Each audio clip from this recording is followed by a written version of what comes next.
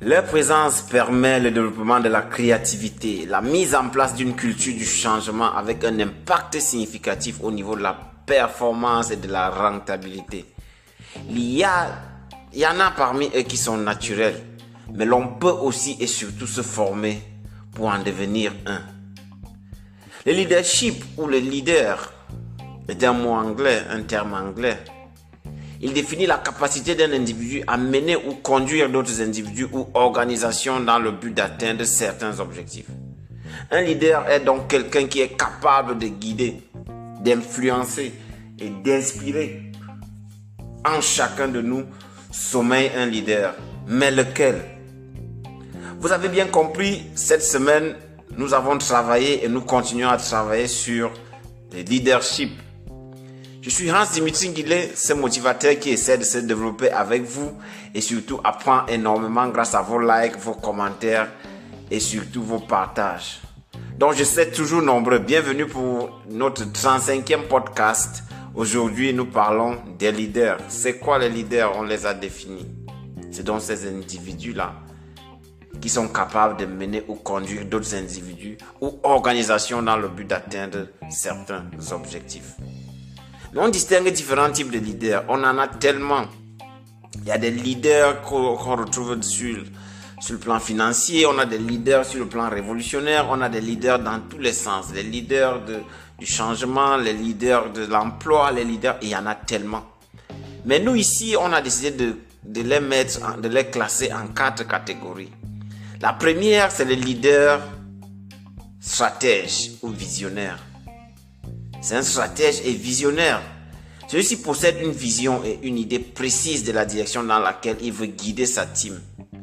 C'est l'exemple d'un père ou d'une mère de famille qui a une idée très claire de ce qu'elle veut faire de ses enfants, tout au moins pendant leur bas âge.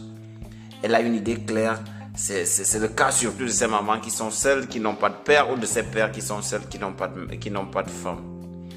Et nous avons là aussi une espèce de leadership qui demande une vision à long terme. Donc, ces leaders-là, ils ont une vision sur le long terme. Ils sont vraiment de vrais visionnaires. On a une autre version de leader, ou alors une autre catégorie. C'est celui-là qui est collaboratif, participatif. Quand je parle, forcément, il y a quelqu'un qui vous passe en tête dans votre groupe. Il mise sur la force du groupe. Même s'il impulse les actions, les décisions sont prises par l'ensemble de son groupe. Aujourd'hui, on assiste à la création de plusieurs startups. Les startups vivent essentiellement et se développent de ce genre de leaders. Ils sont collaboratifs. On a une absence de hiérarchie, mais il y a un leader qui est là, qui impulse la dynamique. Et c'est lui qui permet à tout le monde de se sentir au même niveau. Ce leader-là, on l'appelle le collaboratif ou le participatif. Puis, il y a un autre leader qui, lui, il est souvent très sympa. Il essaie d'encadrer tout le monde. Lui, c'est le bienveillant ou l'encadreur. Son objectif, autant pour moi, est d'aider les autres à s'améliorer. C'est de là que le groupe tire son bénéfice. C'est l'exemple des coachs sportifs. Dans mon club, par exemple, l'entraîneur est toujours obligé de se rassurer que tout le monde va bien, que tout le monde est au point pour que l'équipe puisse avancer. C'est ça qu'on appelle un leader bienveillant et encadreur. Je posais dans ma publication de mercredi dernier, c'est-à-dire hier, la question de savoir quel genre de leadership possèdes-tu.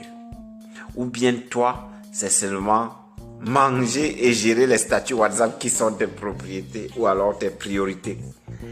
Mais c'était amusant en fait. Mais je le pensais vraiment. Est-ce qu'on est capable de nous demander aujourd'hui, de nous poser la question, quel est mon leadership dans la société? Ça, c'est une question à se poser. Mais il y a autre chose qui peut aussi être intéressant. C'est savoir si on possède vraiment le leadership. Est-ce qu'on possède vraiment un leadership? Sinon, qu'est-ce qu'on peut faire? Si nous avons évoqué ce type de leader, sans évoquer ce qui, pour moi, est meilleur que tous les autres, c'est le leadership le plus complexe. Que ce soit dans sa conception ou dans sa mise en place. Il s'agit du leadership éthique. Trouver des leaders, c'est normal, mais construire un leadership éthique, c'est assez complexe. Parce que cela demande beaucoup de communication claire, de patience et de la persévérance. Je vais vous dire pourquoi. Pourquoi? Parce que le leadership éthique s'appuie sur des personnes. Ces personnes-là se comportent selon un ensemble de principes et de valeurs que la majorité reconnaissent comme formant les pierres angulaires du bien commun. Elles englobent l'intégrité, le respect, la confiance, l'équité, la transparence et l'honnêteté. Ce type de leadership doit être une décision consciente. Consciente, ça veut dire vivre ici et maintenant à chaque pas que nous faisons dans un groupe. Dans ce cas-ci. Vivre consciemment, comme je le disais, signifie être ouvert aussi à percevoir le monde, comprendre les circonstances qui sont les nôtres et décider comment y répondre d'une manière qui honore nos besoins, nos valeurs, nos objectifs et partant ceux de notre groupe. C'est un sujet très important. Je nous imagine face à un miroir en nous posant la question de savoir quel est mon réel degré d'intégrité et de valeur morale. Est-ce que je suis un leader? Sinon, puis-je être un leader? Et si c'est le cas, que dois-je faire ou avoir pour devenir un leader? C'est pas si compliqué que ça. Je suis un leader. Je veux être un leader. Que dois-je avoir? Que dois-je faire?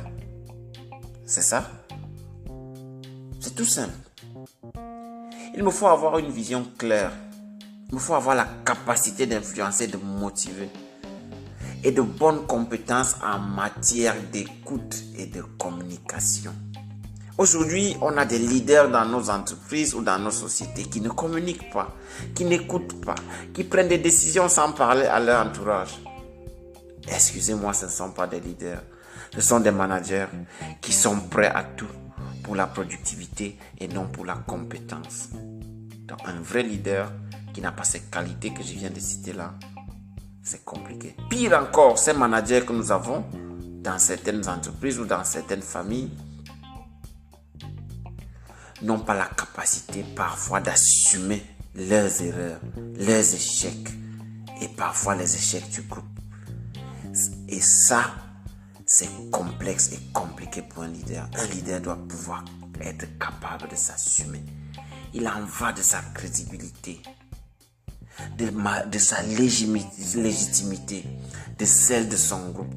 Tout cela construit ce que les jeunes appellent aujourd'hui, mesdames et messieurs, s'il vous plaît, ce que les jeunes appellent aujourd'hui, quand tu as ces capacités-là, tu as ce que les jeunes appellent aujourd'hui.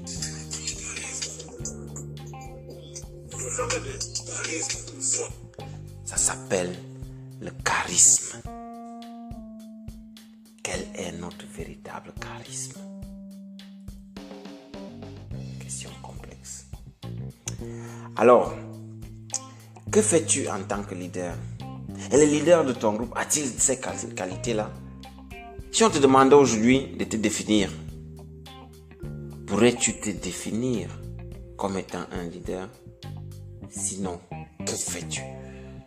Il faut prendre les choses en main. N'attends pas que les autres prennent les décisions dans ton groupe pour dire c'est notre leader qui a fait ceci. Il existe certes des leaders naturels, mais la plupart des leaders se forment, choisissent de devenir des leaders ou alors les circonstances les amènent à être des leaders. Si toi, dans ta famille, dans ton groupe, parmi tes amis, tu trouves qu'il n'y a pas de leadership digne de ce nom, un leadership qui n'a pas d'écoute, qui n'a pas de communication, qui n'invente rien, qui n'est pas créatif et qui biaise la vérité, qui ne s'assume pas, c'est le moment pour toi de te dire dès aujourd'hui, je veux être le leader de mon groupe, je veux être le leader de ma famille et tu deviendras leader parce qu'on se forme au leadership.